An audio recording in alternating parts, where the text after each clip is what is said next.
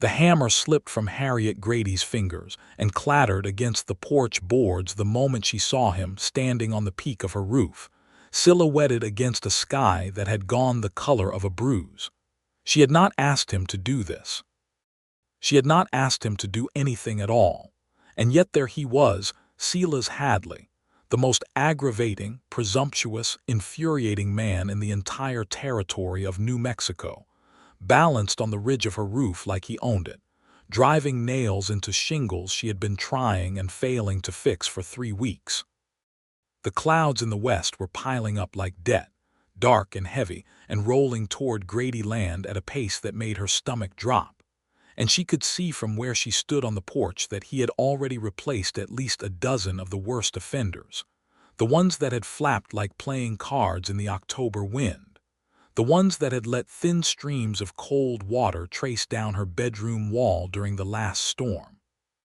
"Get down from there," she called up to him, her voice harder than she intended it to be, because something in her chest was doing something dangerous and she needed it to stop immediately. He looked down at her over his shoulder, hammer still in hand, eyes steady under the brim of his hat. "Nearly done," he said, as if she had asked him a polite question rather than issued a firm command. "Silas Hadley, I did not ask for your help." "No," he agreed, driving another nail home with 3 clean strokes. "You mentioned to Tom Briggs at the general store that you missed the sound of rain on a proper roof, that you used to fall asleep to it back in Missouri, and now all it did was make you lie awake and count the leaks." He paused, looked at the sky, looked back at her. "Clouds coming fast, Harriet. Let me finish." She stood very still on those porch boards, her heart doing something entirely unreasonable, and she thought about all the reasons she had built the walls she had built, all the betrayal and the dark past that had driven her here alone to this dry New Mexico territory in the year of 1883. And she thought about how utterly, devastatingly dangerous it was that this man had listened to a thing she said to someone else entirely, and then quietly, without fanfare, without expectation, had come here and fixed it. That was the moment she understood she was in serious trouble. But to understand how she arrived at that porch, staring up at a man who was dismantling her careful defenses one roofing nail at a time, you have to go back to the beginning of it.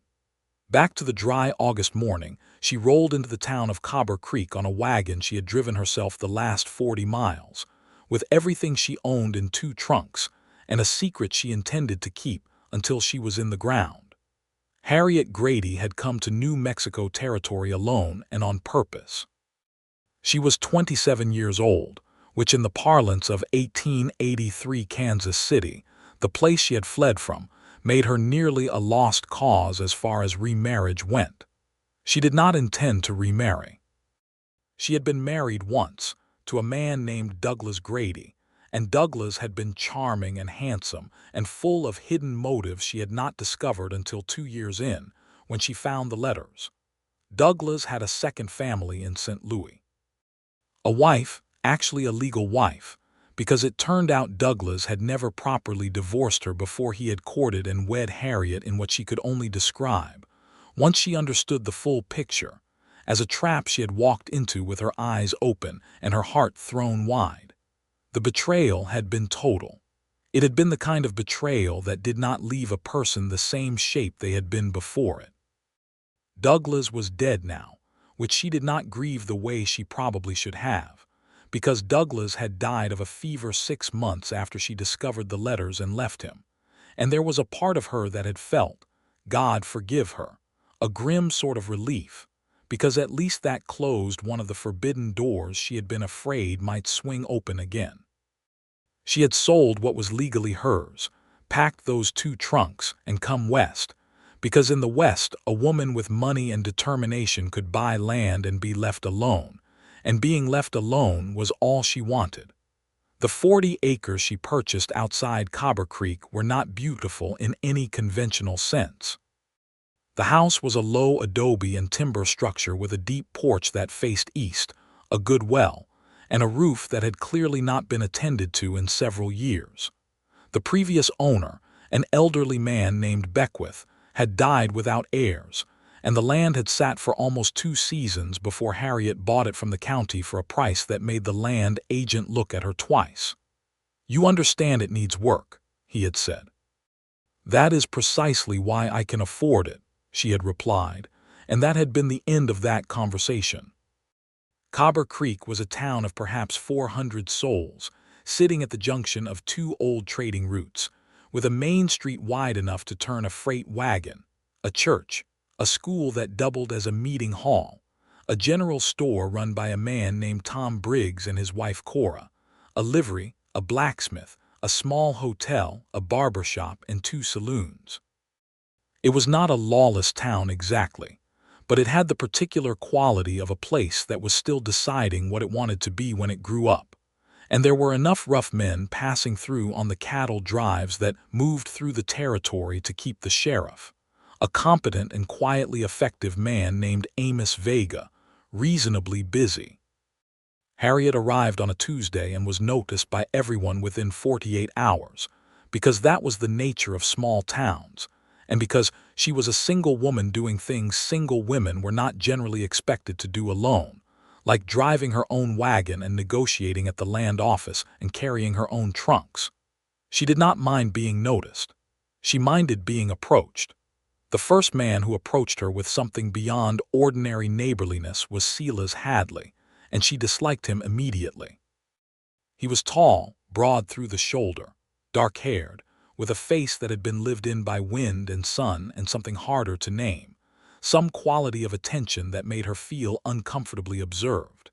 He was 31 years old, she would learn later, and he ran the largest working ranch in the county, the Hadley spread that bordered her eastern fence line, which meant he was her nearest neighbor and therefore a permanent fixture in her peripheral vision, whether she wanted him there or not. He had introduced himself the day after she moved in, appearing at her gate on horseback with a basket his housekeeper had sent, containing bread and a jar of preserved apricots, which was the standard introduction ritual of the territory, and therefore could not be objected to without appearing unreasonably hostile. "Silas Hadley," he had said, dismounting and holding the basket over the gate because she had not opened it. "I run the land east of yours. Figured I should introduce myself before you heard my cattle and thought something was wrong. Harriet Grady," she said. "Thank you for the basket. Please thank your housekeeper." He had looked at her steadily, the way he always looked at her. She would come to learn, with that quality of patience that was its own kind of pressure. "You need anything, the ranch is 20 minutes east." "I won't need anything," she said. He had nodded as if this were a perfectly reasonable answer, taken his horse and gone, and she had stood at her gate watching him ride away and felt the first faint tremor of warning in her chest, the sense that this particular man was going to be a problem. She was correct. He was a problem almost immediately, though not in any of the ways she had been prepared to defend against. He did not flirt. He did not press. He did not turn up uninvited except in ways that were so practical and so grounded in genuine necessity that she could not reasonably object. When one of her fence posts rotted and her half-dozen chickens escaped onto his land, he brought them back personally, all 6, in a wooden crate, with a post and the tools to set it himself because he was already there. When the creek that ran along the south edge of her property flooded in September, and she found herself with a mud-choked irrigation channel, she discovered it had been dug out and cleared before she woke the following morning, without a word or a note or any request for acknowledgement. She brought it up at the general store, directing her comment to Tom Briggs because she did not want to direct it at Silas, who was standing at the counter buying tobacco with the same infuriating calm he brought to everything. "Someone cleared my channel," she said to Tom. "That right," said Tom, who was busy with his ledger. "I don't know who to thank," she said, slightly louder. "Hard to say," said Tom. Silas said nothing at all, just settled his tobacco into his coat pocket and tipped his hat to them both and walked out, and Harriet felt the hot, embarrassing surge of knowing exactly who had done it and knowing she could not prove it, and knowing she was grateful and knowing that being grateful to Silas Hadley was a thing she needed to be very careful about. Because gratitude, she had learned the hard way, was a gateway emotion. Gratitude opened doors. Harriet Grady did not open doors anymore. The trouble was that Silas seemed constitutionally incapable of letting her pretend those doors did not exist. It was not seduction. She needed to be clear about that, both to herself and in the retrospective accounting she found herself doing more and more as October arrived, and the temperature dropped and the clouds started building over the mountains to the west. It was not romance. It was attention. It was the specific, focused, devastating attention of a person who had decided that another person mattered, and who acted on that decision in small, practical, unrefusable ways that bypassed all of Harriet's defenses, because her defenses had been built against entirely different kinds of attack. She had built her walls against charm, against flattery, against the particular kind of male attention that was really about possession dressed up as admiration. Douglas had been expert in all of those, and she had studied them and cataloged them, and she knew them now on sight. Silas Hadley did not employ any of them. What he did instead was listen. This turned out to be the most dangerous thing about him. She had not understood at first how much he listened, because he was quiet, and quiet men could seem like they were simply not paying attention. But she began to notice that things she mentioned in passing, things she said to other people, small complaints or offhand observations, had a habit of being quietly addressed before she had to address them herself. She told Cora Briggs, one morning at the store while Silas happened to be loading a wagon outside, that the road between her property and town was murder on her wagon axle because of a particular rut that had developed after the summer rains. The rut was filled in with gravel and packed down within 2 days, and when she rode past it, she sat on the wagon seat for a full minute doing absolutely nothing, because the heat behind her eyes was something she could not allow herself to act on. She mentioned to the preacher's wife after Sunday service that she had trouble keeping her kitchen fire going evenly because the wood she had bought was green. 3 days later there was a cord of well-seasoned mesquite stacked neatly beside her woodpile, and no note, and no one who would admit to anything when she asked around town. She knew. She always knew, and the knowing was accumulating into something she had no safe place to put. Then came the day at the general store, the second week of October, when she said to Tom Briggs, while Silas's back was turned at the hardware section of the store, said it quietly and not even really to Tom particularly, said it more to the jar of hard candy on the counter because she was homesick in a way she had not expected to be homesick in a place she had chosen deliberately, said it in the specific wistful tone of someone who did not intend to be overheard. I used to fall asleep to rain on a good roof back in Missouri. There's something about that sound that just settles the soul. Now all I do is count the leaks and lie awake worrying. She had not looked at Silas when she said it. She had not looked at him for the next 4 days. She was busy with her own work, the garden she was putting to bed for winter, the fences she was mending along the south pasture, the increasingly urgent task of weatherproofing the windows against the cold that was coming down off the mountains. She had been thinking about the roof. She knew it needed attention. She had priced roofing materials at the lumber yard and had a plan forming, and she had been meaning to get to it. But 40 acres and a house and a garden and a small flock of chickens and 2 horses did not give a woman alone a great deal of spare time, and she had been putting it off. The clouds came on a Thursday morning, rolling in from the west with that particular dark authority that meant business, and Harriet stepped out onto her porch with her second cup of coffee and looked at them and felt the familiar knot of dread settle into her stomach as she counted the places on the roof where the shingles had gone loose or bare, and she thought, well, tonight is going to be a long night. That was when she heard it, the hammer. She walked out into the yard and looked up, shading her eyes against the pale October light, and there he was. Silas Hadley on her roof with a nail bag and a hammer and a pile of new cedar shingles, working with a quiet, unhurried efficiency that suggested he had been at it for some time already. The horse tied at her gate was a confirmation she had somehow missed because she had been so intent on those clouds that she had not looked anywhere else. The hammer slipped from her fingers. It clattered on the boards. He looked down. They looked at each other. "You heard me," she said after a moment. "At the store." "I heard you," he confirmed, in that level voice that she could not find a single fault with no matter how hard she tried. The thing she wanted to say was thank you. The thing she needed to say, the thing she said instead was, "You can't just do things, Silas. You can't just keep doing things without asking." He set the hammer down on the roof and gave her his full attention, both hands loose at his sides, the way he always positioned himself when he was going to say something that mattered. "Would you have said yes if I'd asked?" The honest answer was no, and they both knew it, and the fact that they both knew it was precisely the problem. "That is not the point," she said. "I think it's exactly the point," he said, without any heat, just that infuriating precision. "You need the roof fixed. It's going to rain. I know how to fix a roof." The only thing standing between those three facts and a sensible outcome is that you've decided you can't accept help from me, and Harriet, I would really like to understand why. "You don't get to ask me that." "No," he said, and picked up the hammer again because the cloud was genuinely moving fast now.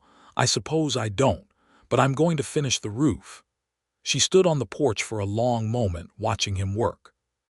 The rhythm of the hammer was steady and certain, and the cedar shingles were the good the kind she had been going to buy when she got around to it. And the thing happening in her chest was too large and too old and too complicated to have a simple name. She went inside and made a pot of coffee instead, because it was the only productive response she could think of. By the time the first drops of rain fell, soft and exploratory at first, and then with gathering confidence, Silas Hadley had descended from her roof, repacked his tools into the saddlebag on his horse, and was standing at her gate with his hat in his hand, looking toward the house with an expression she could not read from the window. She should have let him go. She knew she should have let him go. She opened the door. "Coffee," she said, in the tone of a woman making a purely practical offer with no emotional content whatsoever. "Before you ride back." He came inside. The kitchen was small and warm and smelled of coffee, and the dried herbs hanging from the ceiling beams, and she was acutely aware of how much of the small space he took up, not aggressively, not invasively, but simply by being a large and present person in a room she had arranged to contain only herself. She poured 2 cups and set one in front of him at the kitchen table, and took the chair across from him with the deliberate positioning of someone maintaining a boundary, and they listened for a moment to the rain on the roof. It was a good sound. It was a clean, steady drumming sound, the sound of water on solid cedar shingles that were properly nailed and properly overlapping, the sound of a roof that was doing its job. And Harriet looked at her coffee cup and felt the thing behind her eyes again, that heat, that pressure. "I heard this sound my whole childhood," she said before she could stop herself. "Our house in Missouri, the old farmhouse, it had a tin roof and you could hear every drop. My mother used to say God was playing the piano." Silas held his coffee cup with both hands and said nothing, which she had come to understand was his way of making space for her to say more if she wanted to. Most men filled silences. Silas guarded them. "When did you come to New Mexico?" she asked, because if she was going to talk she needed to redirect. She needed to stop talking about her mother and Missouri and things that made her feel vulnerable. "Born here," he said. "My father came out in '58 with a land grant that turned out to be worth a good deal more trouble than it was worth at first. He built the ranch up from almost nothing. He passed in '79. And your mother?" "She went back to Virginia when I was 12. Couldn't take the heat," she said, "but I think she couldn't take the solitude." He said it without bitterness or sentimentality, just as a fact about the landscape of his past. "It's hard on people who need company close at hand." "You don't," she said. It was not a question. He considered it. "I like company, I just don't require it to be in constant supply." He looked at her across the table. "You've been alone out here for 3 months now, and I've never seen you look like it's breaking you." "It's not," she said. "I know it's not," he said. "That's what I mean. You're not hiding from company, you're hiding from something specific. The word hiding landed somewhere tender and she looked away, at the window where the rain was running in rivulets down the glass. You're very direct, she said. I try to be, he said. I find it saves time. It also tramples boundaries. Does it? He seemed genuinely to be considering this. I don't mean it to. I ask a question because I want to know the answer, and if you don't want to answer, you don't have to. And yet you'll listen so carefully to everything I say that you'll repair my roof based on a comment I made to a jar of candy. To Tom Briggs, he said, with a slight inflection that might have been amusement. I was not talking to Tom Briggs. No, he agreed. You weren't. He looked at her steadily. I'm sorry if that felt like an invasion. It wasn't meant to be. What was it meant to be? She asked, and the question came out softer than she intended, with an edge of genuine asking rather than challenge. He was quiet for a moment. The rain intensified outside, a proper drumming now, the kind that would fill the rain barrel and wash the dust off the leaves and make the creek run full tomorrow. She listened to it hit the repaired roof and felt something unknot in her chest. Harriet, he said, setting his coffee cup down with the care of a man setting down something that might break. I have been watching you work that land for 3 months, and I've been watching you hold every person in this county at arm's length with both hands, and I am not saying I know your reasons because I don't.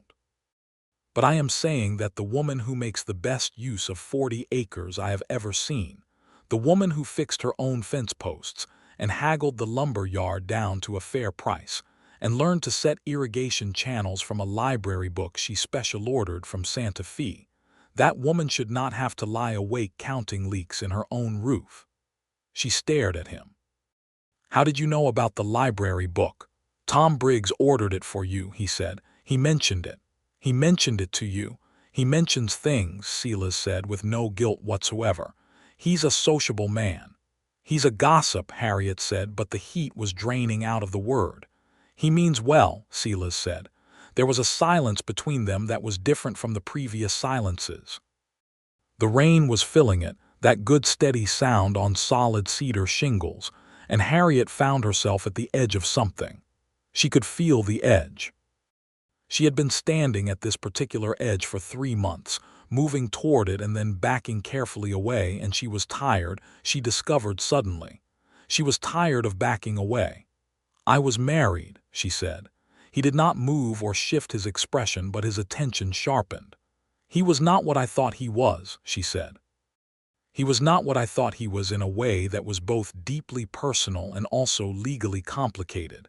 And when I found out the truth of it, everything I had built for 2 years became something I needed to walk away from before it swallowed me entirely. She looked at her coffee cup. I am not looking for a replacement for that. I am not looking for any version of that. I understand that, he said. Do you? Yes, he said simply. Most men, she said and paused, choosing the words, most men in your position doing what you've been doing would expect something in return, whether they said so directly or not. I know that's true of some men, he said. It's not true of me. How am I supposed to know that? You're not, he said. Not yet. That's what time is for.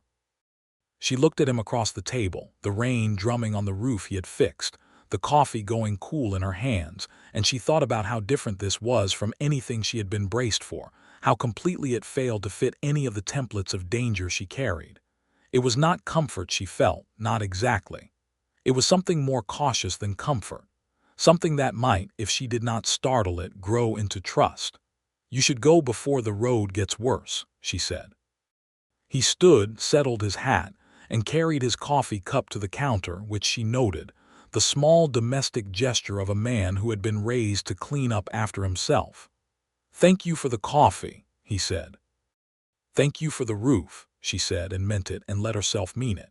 He went out into the rain and rode home, and Harriet sat in her kitchen and listened to the sound she had missed, the sound her mother had called God playing piano, and for the first time since she had arrived in New Mexico territory she let herself cry, not from grief exactly, not from loneliness exactly, but from the complicated relief of being seen and still being safe. That was the beginning. Not the romantic beginning, not yet, because Harriet Grady did not do anything quickly. Not anymore. Not since Douglas. And Silas Hadley was a patient man who seemed to understand this without being told. What changed was the quality of the space between them. Where before there had been a wall, now there was something more like a fence, something you could see through, something with a gate in it that might, under the right circumstances, be unlocked. He continued to appear in her life in the way he always had, practically and without fanfare. The difference now was that when he did, she did not pretend it was coincidence, and she did not maintain the fiction of not knowing. They acknowledged it. He would turn up with a reason to be at the property line, and she would walk over to talk, and they would stand at the fence and speak about the weather and the cattle and the state of the road and the news from Santa Fe, and the conversations lengthened with each passing week. She learned things about him by increments.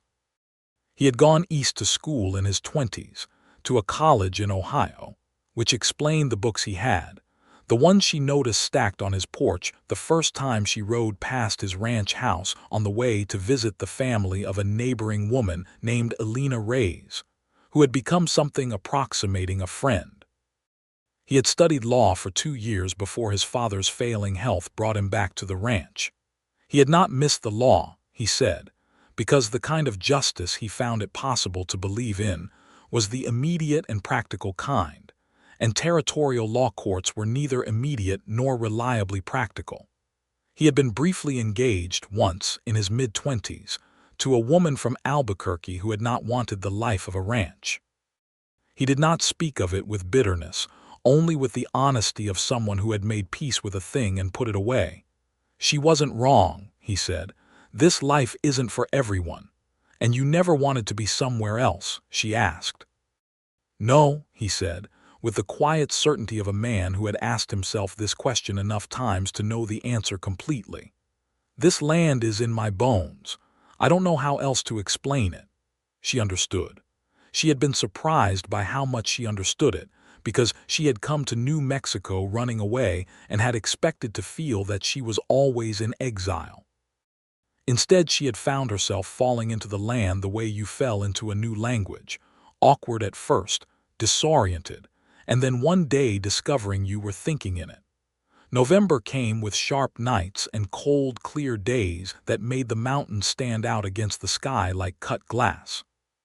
The roof held through 2 substantial rainstorms and 1 night of driving wind, and each time Harriet lay in her bed listening to the rain she thought of Silas Hadley, and felt that carefully tended warmth she was only beginning to acknowledge as something more than gratitude. Elena Reyes, who was 24 and married to a sheep rancher named Benicio, and who had a sharp eye and a sharper tongue that she deployed with great affection, said to Harriet one afternoon over coffee, and the particular kind of pan dulce that Elena's mother sent down from Taos, "You look different lately." "Different how?" Harriet said. "Less like you are planning to fight everyone in the room," Elena said. "Less armor. I can see your face better." "I was not wearing armor," Harriet said. Elena gave her the look of a woman who had known her for 2 months and already understood her with unreasonable clarity. "Silas Hadley came into town yesterday and he bought coffee at the hotel and he sat in the window for an hour," she said.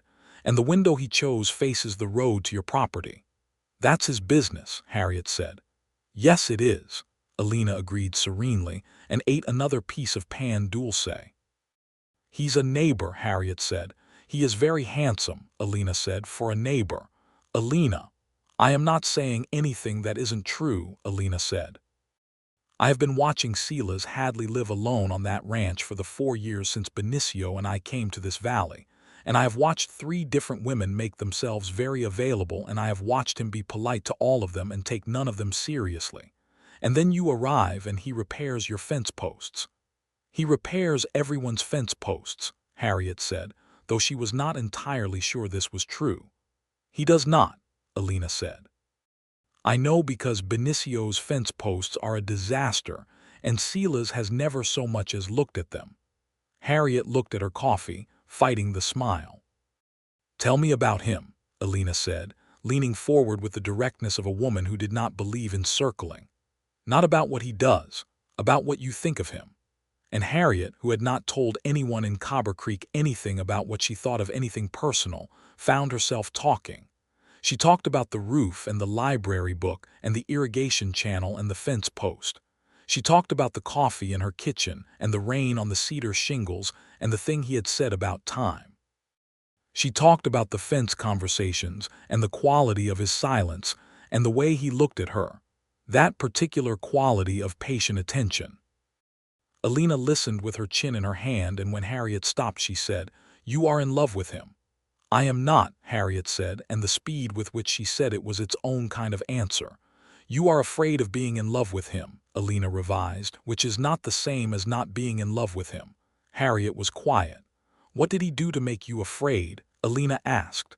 "Not Silas, the one before." The word "he" was a small one, but it dropped into the conversation like a stone into still water, and Harriet watched the ripples of it move outward and thought about the secrets she had kept and the way they were getting heavier with each passing month. "He lied to me," she said. "Systematically and completely. He made a life with me that was built on a foundation of things that weren't true, and when the foundation rotted out I nearly went down with it." Alina did not offer sympathy in the conventional way, did not say "how terrible" or "you poor thing." She said, "And Silas doesn't lie." "He doesn't," Harriet said, "as far as I can tell." "Further than that," Alina said. "He doesn't know how. He's the most plain-spoken man in this valley, and he always has been." Benicio says the one time Silas tried to bluff at cards in the back room of the saloon, every man at the table could see it from across the room, and they were kind enough not to take his money. She smiled. "A man who cannot successfully bluff in poker is not a man you need to fear deceiving you." Harriet laughed, which surprised her, the laugh coming up out of nowhere, bright and sudden, and it felt like a door opening, just a small door, just a crack. She was still laughing when she rode home in the late afternoon light, and she thought about what Alina had said all the way back along the road that Silas had filled in the rut on, and when she turned into her gate, she found a crate of apples from his orchard sitting on her porch with a note that said, in his clean, economical handwriting, "First pressing next week. Thought you might want some before. S.H." She stood on the porch holding the note for a longer time than was strictly necessary. Then she went inside and wrote a note back, a short one, just 4 lines, and she rode it over to the Hadley ranch the next morning, which was the first time she had been to his property voluntarily, and she knocked on the door, and one of his ranch hands, a lean young man named Cortez, answered and took the note without any particular surprise, and she rode back feeling the strangest mixture of terrified and alive. The note said, "Thank you for the apples. I would very much like to attend the pressing if the invitation is open. I make a reasonable apple butter. H. Grady." The pressing was the following Thursday. She went. The Hadley ranch was a different proposition in person than it was as a shape on the landscape she had been watching from a distance.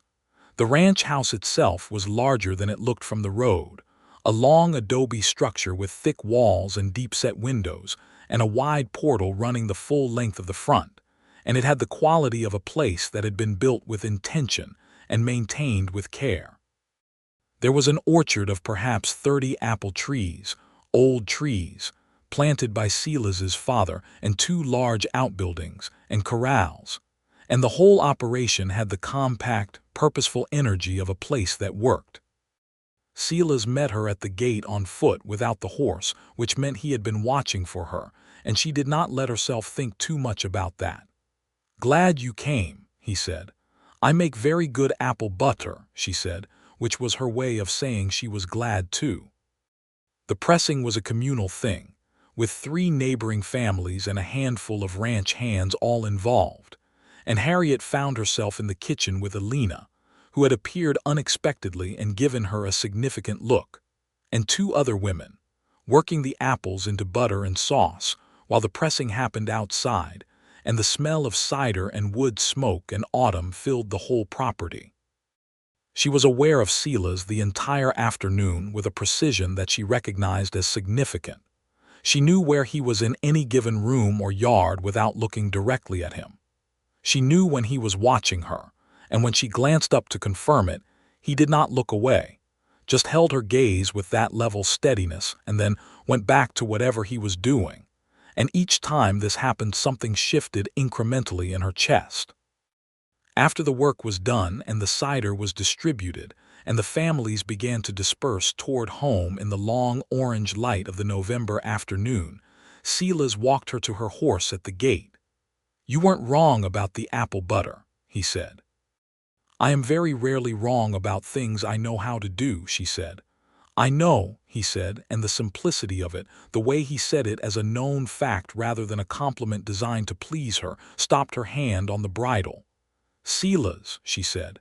"Harriet," he said, "what is it that you want?" She asked, and she was asking it straight because she had gotten tired of asking it sideways, because circling around the real questions was something she associated with the time before Douglas, and she did not want to be that person anymore, the person who did not ask the real questions. He looked at her with those steady eyes, and she could see him deciding to match her honesty with his own. "I want to know you better than I do," he said. "I want to sit at your kitchen table more often. I want to know what you read and what you think about when you're working the south pasture and what you're planning to do with that back quarter that you haven't touched yet." He paused. "And eventually, if you're willing, I want to be the person you don't have to be careful with." She felt that last sentence land somewhere very deep and very precise, the bullseye of a thing she had not known how to name but had been carrying since Douglas, the particular exhaustion of having to be careful with everyone, of monitoring every disclosure, of maintaining the wall at a constant vigilant height. "That is a great deal to want," she said. "Yes," he agreed. "I'm aware. I'm not asking for all of it at once. I'm asking where we start." "The kitchen table," she said after a long pause. "That's where we start." He nodded as if this were a completely reasonable contract, which was exactly what it was. "Thursday evenings?" he asked. "Thursday evenings," she confirmed.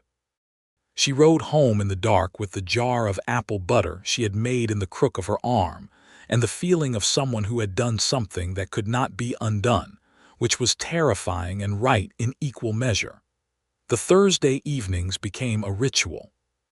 He would arrive at 6, after the day's work was done on both their operations, and she would have the table laid with whatever she had cooked, because she found she liked having a reason to cook more than she needed for herself, and they would eat and talk, and the conversations ranged further and further with each passing week. He read, which she had already known, and the discovery that he had opinions about what he read, strong and specific and sometimes contrary to her own, was one of the more unexpectedly pleasurable discoveries of her autumn. She had not had a real intellectual argument since Missouri, and she had not realized how much she had missed it. She told him about Douglas. Not all at once, and not in a rush, but incrementally, in the way you tell a person things when you have decided to trust them, testing the ground with each step, watching to see if it holds before committing the weight. He listened with the particular quality she had come to depend on, that listening that was not just waiting for his turn to speak but actual engagement, actual taking in. He did not say what she had feared men would say, which was that she should have known or that she should have been more careful or any of the various versions of the suggestion that her suffering had been her own fault. He said, "He used your trust as a tool against you. That's not a failure on your part. That's a crime on his." She looked at him across the table. "The legal term would be bigamy," he said in his practical way, "but the human term is something that doesn't have a clean name." "Betrayal," she said. "Yes," he said, "that." They were quiet for a moment, and the fire in the hearth spoke for them, and Harriet felt something old and knotted loosen in her chest. December came in cold and bright, and the mountain passes filled with snow that glittered at the horizon like a promise. The cattle had been moved down to winter pasture, and Harriet's chickens were warm in their expanded coop, which Silas had helped her winterize one afternoon with such unobtrusive efficiency that she had barely noticed it happening. Just found herself handing him boards while they talked about whether the town needed a better water system and whether Sheriff Vega would run for re-election. Christmas in Cobre Creek was a community affair centered on the church and the school, with a pageant and a gathering and an exchange of gifts that was more practical than lavish. Because this was not a lavish place. This was a place where people understood the value of things. Harriet brought her apple butter and a batch of shortbread to the church gathering and stood next to Alina, who was pregnant with her first child, and glowing with the particular satisfaction of someone whose body was doing exactly what it was designed to do. Silas was there with his ranch hands, the three of them including Cortez and two brothers named Pete and Ramon, who were family to each other and something adjacent to family to Silas in the way that long-term ranch relationships sometimes worked. He caught her eye across the gathering, and she did not look away. He brought her a gift, which she had not expected and had therefore not prepared a corresponding gift for, and she experienced a sharp flash of anxiety when he handed her the paper-wrapped package, because being unprepared always felt to her like being at a disadvantage. Inside the paper was a book. Not just any book, but the very one she had mentioned, twice, once to Tom Briggs and once, she thought, to the air in general, a volume on irrigation engineering that had recently been published, and that she had not been able to get from Tom because the supplier in Santa Fe was out of stock.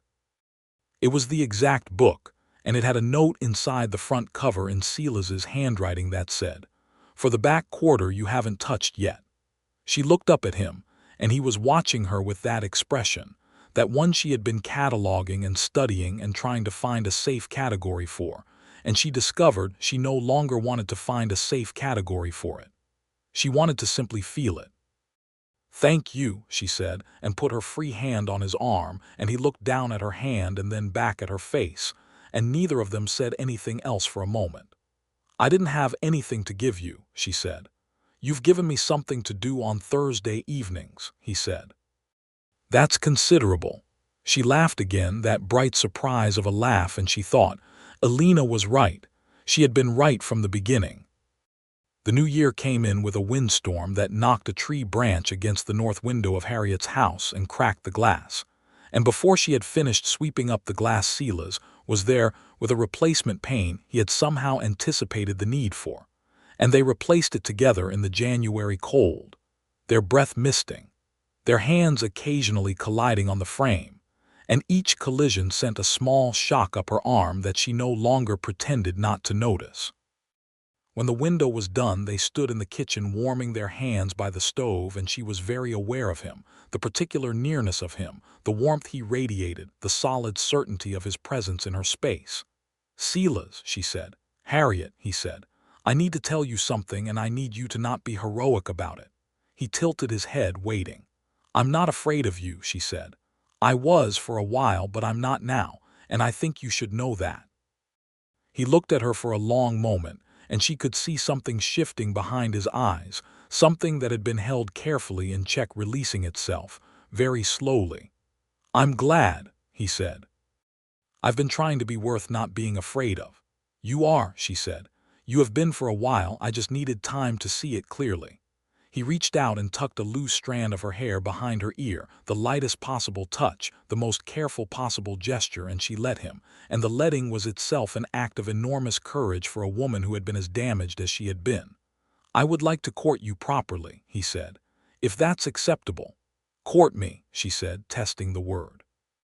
"Call on you, take you riding, take you to dinner at the hotel, which has improved since the new cook started." He looked at her seriously. "I would like the town to know what I know."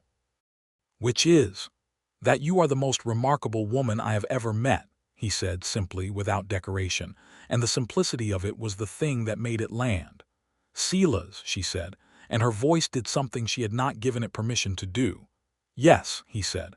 "I would like that," she said, "considerably."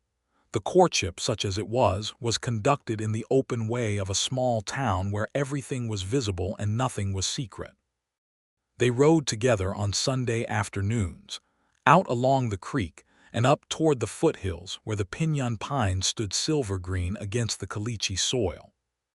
They ate dinner at the hotel on Friday evenings, which caused no small amount of commentary among the population of Cobre Creek, most of it benevolent. Tom Briggs looked satisfied in a way that suggested he had considered himself a contributing factor, and Cora Briggs told Harriet directly, and with great warmth, that she had been hoping for exactly this outcome since August. Elena, rounding toward spring and her child's arrival, said only, "I told you," and would not be drawn into elaboration because she considered the point self-evident. Sheriff Vega, who was a perceptive man with a talent for reading situations accurately, shook Silas's hand one morning outside the post office and said, quiet enough that only Silas could hear, "She's a good woman. Don't give her reason to close up again." "I know that," Silas said. "I don't intend to." "I know you don't," Vega said. "Just saying it out loud where God can hear it." February in New Mexico was cold and clear and occasionally cruel. But the roof held, and the window held, and Harriet's small house became, by increments, a place that felt not merely like shelter but like home, and the difference between shelter and home was exactly the difference between surviving and living. She worked the back quarter with the irrigation book Silas had given her, planning a kitchen garden expansion and a small fruit orchard of her own, and he came on Saturday mornings to help with the heavier work, the post setting and the trench digging, and they worked side by side with the comfortable synchrony of people who had learned each other's rhythms. He kissed her for the first time on a February afternoon when they were standing at the south fence looking at the mountains, which had the residual snow on their peaks that would feed the creek through the dry season, and she had said something about how strange it was that things you relied on could be invisible until you needed them. And he had turned and looked at her with that expression. She had stopped trying to put a safe category on, and she had turned toward him at the same moment he moved toward her. And the kiss was quiet and certain and entirely mutual. She stepped back after and looked at him and said, "Well." "Yes," he said, with the ghost of the smile that she had been cataloging along with everything else. "I would like to do that again," she said in her direct way. "I was planning on it," he said. Spring came early and emphatic, the way it did in the desert after a wet winter, the ocotillo throwing up red flame and the prickly pear going yellow and the creek running high and cold. Elena's son was born in March, a healthy boy they named Felipe after Benicio's father, and Harriet stood in the Ray's house holding the infant in the days after his birth and felt something unfamiliar and cautious stir in her, something she did not examine too closely, because she had not yet gotten far enough along to examine it. Silas asked her to marry him in April. He did not make a production of it. He was not a man who made productions of things. He was a man who chose his moments with precision, and the moment he chose was a Saturday morning when they were standing in her back quarter looking at the first stubby rows of the vegetable starts she had put in the week before, discussing the merit of a particular irrigation approach from the engineering book, and he turned to her mid-sentence and said, "Harriet, will you marry me?" She looked at him. "I am not asking you to stop being what you are," he said. "I am not asking you to need less or want less, or be more compliant or any of the things that marriage has historically asked of women who were better off without the asking. I am asking if you want to build something here together with me, because I believe that what we would build would be considerably better than what either of us would build alone." She was quiet for what felt to both of them like a long time. A quail went over the fence and ran along the row of vegetable starts and then changed its mind and retreated.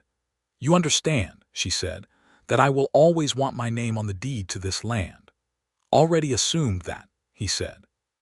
"And that I make my own decisions about this property." "We would make decisions together," he said, "both properties, both of us. And if we disagree, then we argue until we get it right," he said. "We've had practice."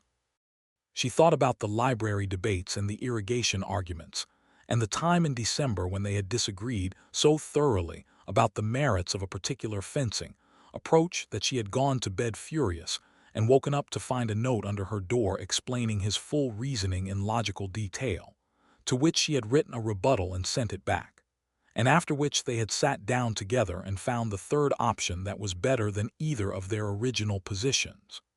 "Yes," she said.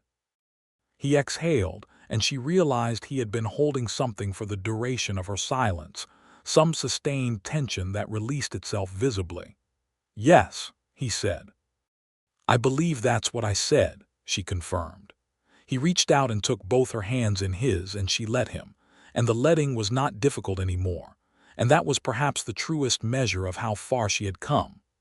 They were married in June, in the Cobre Creek church, with the whole town present, and Alina standing up with Harriet and Cortez standing up with Silas, and Benicio in the front pew with Felipe on his lap looking philosophical.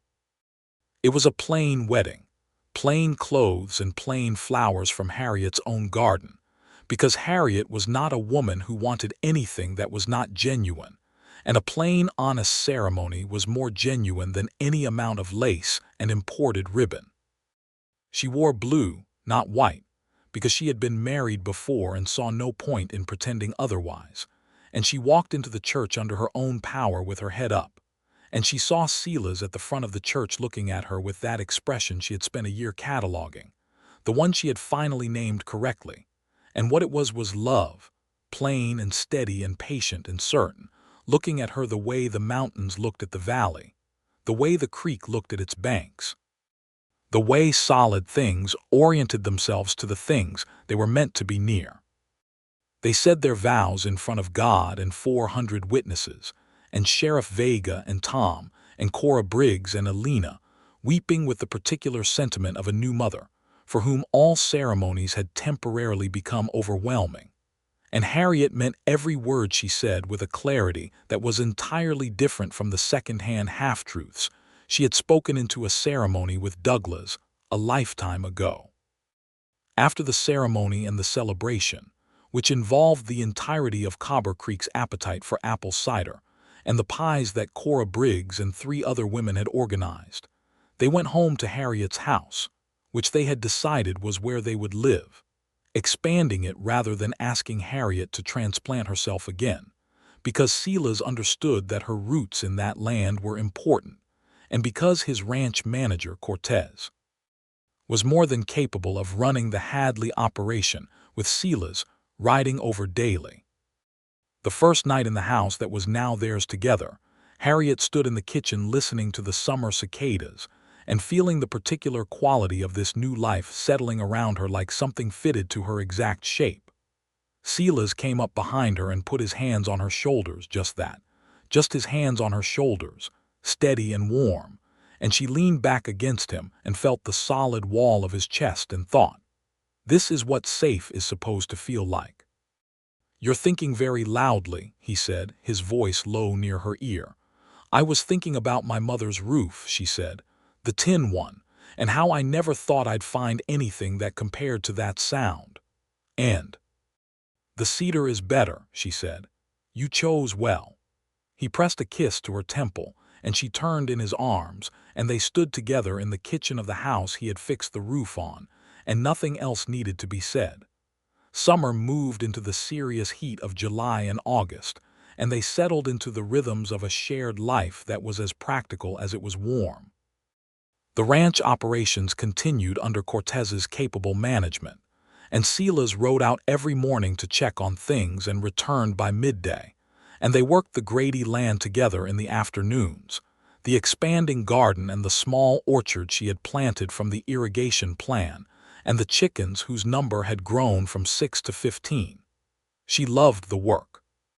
She had always loved work, the specific satisfaction of a body used well and a day's labor made visible in results you could measure and eat and stand back from with something like pride. She also loved the evenings. The Thursday evenings that had started everything had become every evening, the table set and the food made, and the conversation moving through every subject she had ever wanted to have a conversation about with someone who could hold their end with intelligence and without condescension. She loved arguing with him. This surprised her, because with Douglas' argument had been dangerous, a sign of cracks in the foundation, something to be smoothed over quickly before it became evidence of failure. With Sila's argument was something entirely different. It was engagement. It was two minds taking a thing apart to see how it worked and building it back better. And he never argued to win, only to arrive at the truth, which made him the ideal argument partner. She loved the way he was with Alina's son, careful and easy and unforced, holding the baby with the matter-of-fact comfort of a man who had perhaps helped with calving or foaling, and had no particular anxiety about small, fragile creatures. She filed this observation away without comment. In September, a year after the Thursday evenings had begun, she told him she was expecting. She told him on a Thursday evening, at the kitchen table, over coffee, which was where they had started and where they did their most important talking. She had known for 3 weeks and had spent those 3 weeks deciding how to feel about it, running the calculation that she knew most women of her era were not supposed to run openly, but that she ran anyway, about what this meant for her land and her work and her independence and the self she had rebuilt so carefully from the rubble of Douglas. What she found, when she was honest about the calculation, was that the numbers came out differently than she had expected, because this was not the same situation. This was not a house built on hidden motives and forbidden secrets.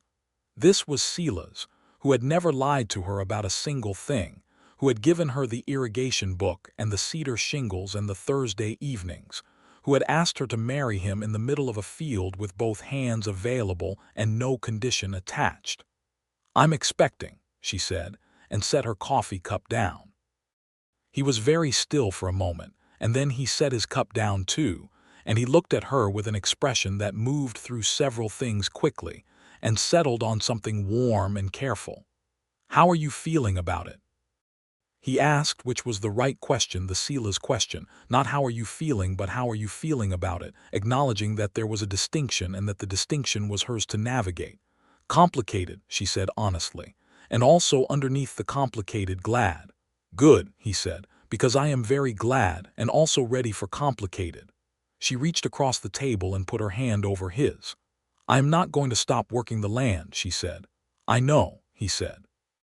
"And I am going to need you to be more involved in the physical parts of the operation for a while. Already planned for it," he said, "and I may be difficult to live with." "Harriet," he said, with that slight inflection that might have been amusement, "you have always been what some people might charitably describe as challenging to live with, and I have found it to be one of your most appealing qualities." She threw a dish towel at him, which he caught. "We're going to be fine," he said.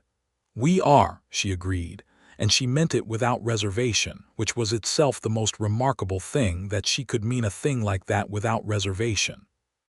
The pregnancy was not easy in the first months, the nausea and the exhaustion following her around like a bad debt, but the land did not stop needing attention, and so she did not stop attending to it, moderating rather than ceasing, accepting Silas's help in the practical and immediate ways that he offered it, which was without fuss, and without the making her feel like an invalid quality she had feared. Alina came often, bringing food and company and the particular practical wisdom of a woman 1 year into motherhood who had figured out what mattered and what did not. "You will feel better in a few months," Alina said one afternoon in October, sitting on the porch with Harriet while the afternoon light went golden and Silas worked on something in the orchard. "And then you will feel enormous, and then you will feel done, and then you will hold the baby and forget all of it immediately." "I have trouble believing that," Harriet said. "Every woman has trouble believing it before it happens," Alina said. "That is how nature keeps the population going." They watched Silas in the orchard, his back to them, trimming the young apple trees that were in their 2nd year and beginning to take on the shape of something that would matter in 5 or 10 years. He worked with the same economy of movement he brought to everything, precise and unhurried. "You are happy," Alina said, not as a question. "Yes," Harriet said, "I am." "Does it feel the way you thought it would?" Harriet considered this. "I thought happiness would feel like the absence of fear," she said. "Instead it feels like the presence of something solid, something that stays." Alina looked at Silas in the orchard and then at Harriet and smiled. "Yes," she said, "that is exactly it." November brought the anniversary of the roofed shingles, and Harriet marked it privately in her own way, standing on the porch one morning and looking up at the cedar roof that had weathered a full year of New Mexico weather and was holding perfectly, and thinking about the particular trajectory that had begun with one offhand comment to a jar of candy in a general store and had ended here. With her hand on the curve of her belly and the sound of her husband singing something low and off-key in the kitchen, he could not carry a tune. She had not expected this. She had expected him to be competent at everything because he seemed competent at everything, and the discovery that he was magnificently terrible at singing was one of the most endearing things she had ever encountered because it meant he was not actually perfect. He was only precisely right for her, which was a different and better thing. She went inside and said, "That is a crime against music." "I'm aware," he said, not stopping. "Coffee's ready." She poured herself a cup and sat at the kitchen table and watched him move around the kitchen with the ease of a man who had found his place in a space and settled into it, and she felt the warmth of it fill her completely. Winter came again, and the house felt different with two of them in it, fuller and warmer in ways that had nothing to do with the improved stove they had installed in October. They spent the long evenings reading and talking, and planning the spring expansion of the orchard, and Harriet's copies of the irrigation engineering book were now covered in marginal notes in two different sets of handwriting. The baby arrived in April, 2 springs after the Thursday evenings had started, a boy, born healthy, and with a determination that announced itself in the first several minutes of his life as a quality that was going to be both admirable and exhausting. They named him Thomas, after no one in particular, though Silas said Tom Briggs looked deeply gratified when he heard it, which may or may not have been intentional. Thomas was, from his first weeks of life, a person with opinions about everything, which Harriet took to be a hereditary inevitability on multiple sides. He was held by Silas with the matter-of-fact competence she had expected, and when Thomas was small enough to fit in one of his father's large hands, he would lie there and look up at Silas with an expression of profound consideration, as if taking inventory of this person who intended to be responsible for him. Alina came with Felipe, who was 13 months old and interested in everything, and the two of them sat on the porch with the babies and drank coffee, and talked about the practical realities of motherhood with the same directness they applied to everything. And Harriet found that motherhood was, like so many things she had feared, less like the loss of herself she had dreaded, and more like the addition of a new room in a house she already lived in. The town continued. Cobre Creek grew by perhaps 30 families in the years that followed, pushed by the railroad coming closer, and by the territory's increasing reputation for land and weather that rewarded effort. Tom Briggs expanded the general store twice. Sheriff Vega did run for re-election and won again the following term. Alina and Benicio had a second child, a daughter they named Rosa, and the two families became the kind of neighboring families whose children grew up knowing each other's kitchens as well as their own. The Hadley Grady land, which was how it was referred to in the county records, because Harriet's name stayed on her deed exactly as she had stipulated, became one of the most productive small operations in the valley. The back quarter that Silas had bought the irrigation book for became a productive fruit and vegetable enterprise, and the apple orchard, both the old Hadley trees and the young Grady trees, produced enough cider and butter each fall to be a real contribution to the county's winter stores. There were difficulties. There were always difficulties, because life in New Mexico territory in the 1880s was not without hardship. There was a drought in the summer of 1887 that took half the kitchen garden and stressed the cattle and made everyone in the valley shorter-tempered and more worried than they wanted to be. There was a dispute with a land company out of Chicago that had purchased a neighboring parcel and made some claims that impinged on the water rights along the creek, and Silas's unused legal education proved unexpectedly useful in navigating that particular fight, which they won.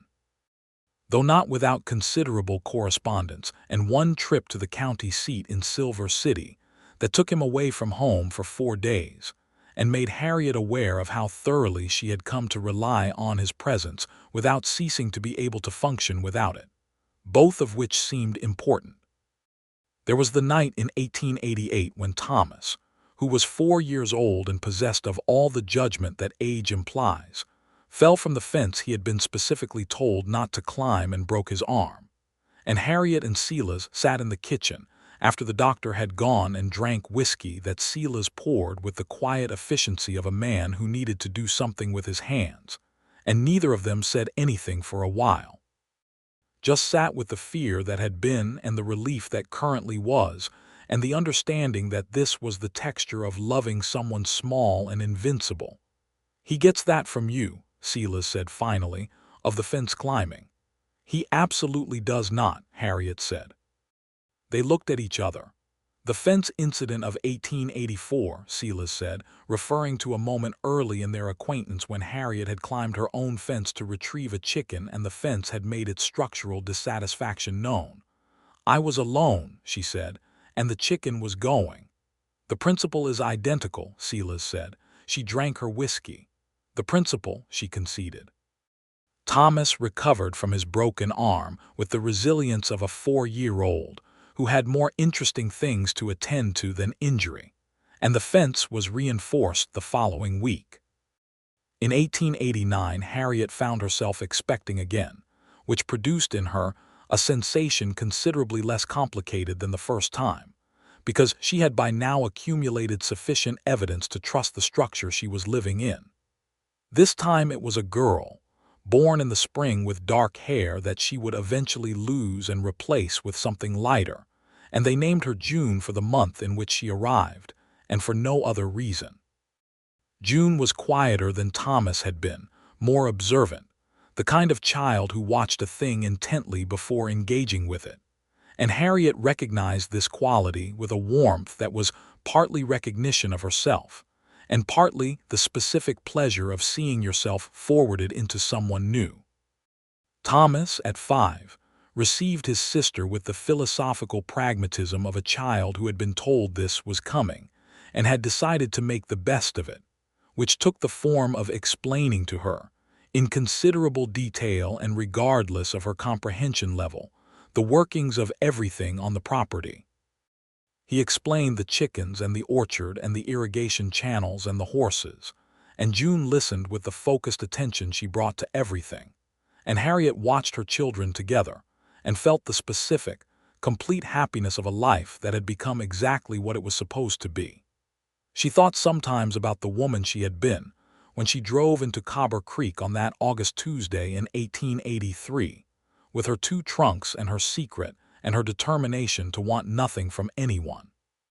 She did not look back at that woman with pity, because that woman had been doing exactly what the circumstances demanded of her, had been surviving with the tools she had available, had been protecting herself in the only way she knew how after what Douglas had done.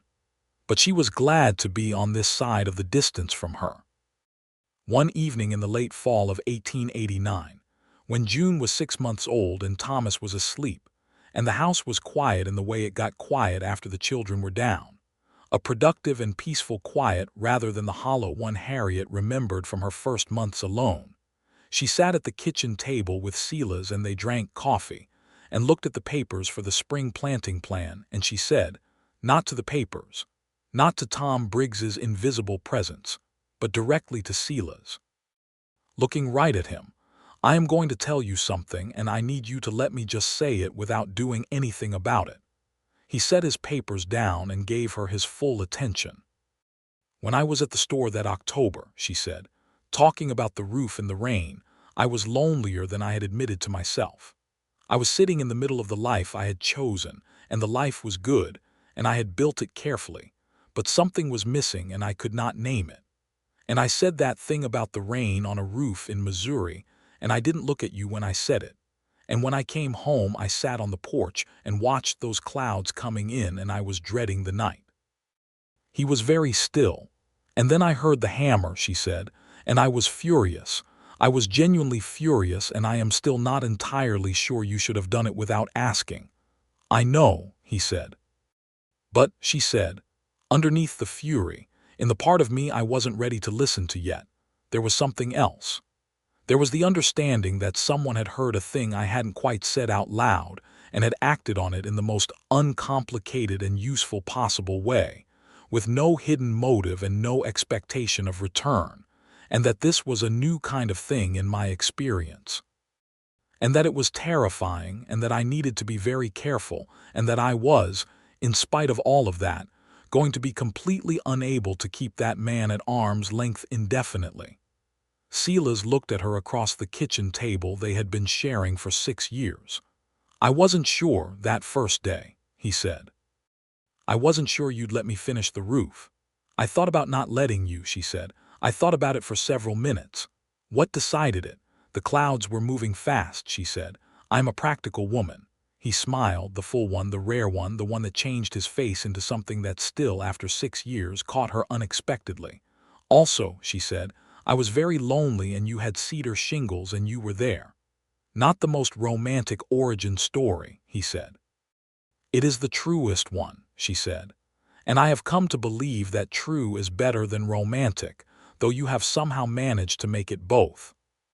He stood up from his chair and came around the table to where she was sitting and took both her hands in his, the same gesture from the back quarter on the April morning of the proposal, and she stood up to meet him.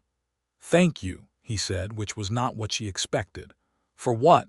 For the coffee that first day, he said. For the note about the apple pressing. For yes. She put her hands on his chest, feeling the slow, steady beat of his heart, and thought about all the versions of this moment that had almost not happened, all the forks in the road where she could have turned back, all the walls she had almost maintained at maximum height. Thank you, she said, for not asking. For not asking you to let me fix the roof. Yes, she said, because I would have said no, and the cedar shingles were exactly right, and I would never have known that if you had given me the choice. I'll take that as retroactive permission, he said. You should not, she said, but in this particular instance I am prepared to look the other way. He kissed her, and the fire in the hearth was warm, and June made a small sound from the back room and was quiet again. And Thomas's breathing was audible in the particular deep way of a child in full, untroubled sleep. And the roof above them, the cedar-shingled roof he had fixed before the cloud arrived, was solid against whatever the night had to offer. There was snow in the mountains and cider in the cellar and apples on the trees and work to do in the morning, and the land was theirs and the life was theirs, and it was, entirely and specifically and without a single reservation, enough. It was more than enough. It was everything. There are things in a life that you cannot plan for. There are moments that arrive sideways, carried by something as small as a word said to the general direction of a candy jar in a general store, that turn out to be the hinge on which everything else swings. Harriet Grady had spent the better part of 2 years learning not to want anything she could not provide for herself, and she had been good at it, efficient and contained and almost convincing. She had not planned for a man who listened. She had not planned for cedar shingles and a hammer, and a cloud moving in fast from the west. She had not planned for Silas Hadley at all, and yet he had turned out to be the most necessary and right thing she had ever not planned for. And the life they were building together on that 40 acres and the neighboring ranch was the kind of life that got richer with each year, the kind that deepened the way a tree deepens, growing down into the ground at the same pace it reaches toward the sky. Thomas grew into a boy of serious purpose and considerable stubbornness, and a gift for practical problem-solving that made his father look at Harriet with a very particular expression every time it manifested. He was 9 years old when he redesigned the chicken coop drainage system with a thoroughness that surpassed the original installation, explaining his improvements to Cortez with the focused earnestness of a child who had read the irrigation engineering book before he could fully read everything in it. June was 4, and still that watching quality, still that patience, but opening up now into something warmer. A child who had figured out that people were interesting, and had committed to studying them with the same attention she gave the chickens and the apple trees. She followed Silas around the orchard on Saturday mornings, the way small creatures follow the thing they have decided is their weather, steady and unquestioning in her attachment. The territory became a state in 1912, though Harriet and Silas were older by then, silver in the hair and slower on the land but no less committed to it. And they stood on their porch the morning the news came through and looked at each other with the satisfaction of people who have lived long enough in a place to see it become what it was working toward. But that is far ahead of where they were on that fall evening in 1889. Standing in the kitchen with the fire warm and the children sleeping, and all the years of good work in front of them still. In 1890, they expanded the fruit orchard to include pear trees that a nurseryman in Mesilla had been cultivating, and the first harvest from those trees 5 years later was occasion for a celebration that involved the whole of the neighboring families and 3 separate kinds of preserves, and a cider that Tom Briggs declared the best he had tasted in the territory. In 1891, a third child arrived, another son, who arrived in November with the same decisive quality as a hard frost, and who they named Samuel, and who turned out to be the most easygoing of the 3, moving through life with a particular serenity that suggested he had drawn the full measure of both parents' better qualities and left the complications behind. The house was expanded twice, the east wing in 1890 and a proper library addition in 1894, the library being the thing Harriet had wanted most and Silas had designed with the care of a man who understood that a woman's books were not decoration but architecture.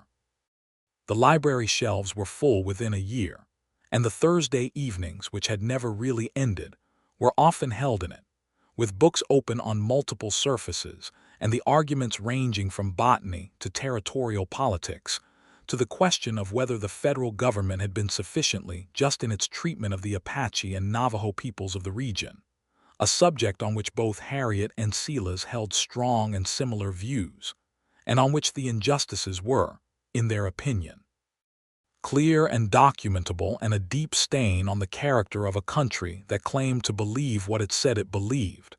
They signed letters. They attended meetings.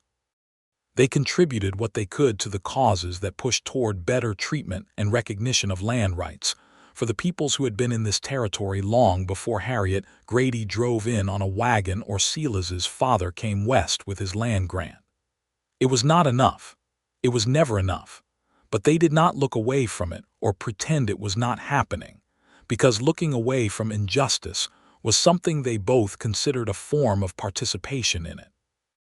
The children grew with all of that in them too, the clear-eyed examination of how things were and how they ought to be, the willingness to say the true thing even when the polite thing was easier. Thomas was 17 when he read law by correspondence and then went east to study it properly. And the day he left Harriet stood on the porch and watched the wagon take him to the stage, and felt the particular severing of watching a child you made move toward his own life, the pride and the grief that are always together in that moment. Silas stood beside her and did not say anything. He put his hand on her back, just his hand there, steady and warm, and she leaned into him the way she had always leaned into him once she had learned how. "He'll be back," Silas said. "I know," she said. "He'll bring someone home eventually," he said. "God help her," said Harriet, and felt the laugh come up warm from somewhere central. He pressed a kiss to her silver-threaded hair, and they stood on the porch of the house he had fixed the roof on in the last of the afternoon light, and the mountains were still there at the horizon, unchanged and patient, and the creek was running in its banks, and the orchard was resting in its fall colors, and the chickens were conducting their evening parliament with their usual rigor. It was, she thought. It had always been. The roof held every season after that, maintained and remaintained, The cedar shingles replaced board by board as the years required it, until there was probably not a single original shingle left from the October day he had first climbed up there with a nail bag and a cloud moving in from the west. That was fine. The sound was the same. On winter nights, when the rain came down from the mountains and drummed on the solid cedar roof, Harriet Grady lay in the bed beside the man she had chosen when she finally stopped being afraid to choose, and she listened to the sound her mother had called God playing piano, and she thought about all the roads that had led here, the wrong ones and the long ones and the one that had finally turned true, and she felt, all the way down, the deep and unshakable certainty of a life that was exactly where it was supposed to be. The clouds could come, the roof held, and that, it turned out, was everything.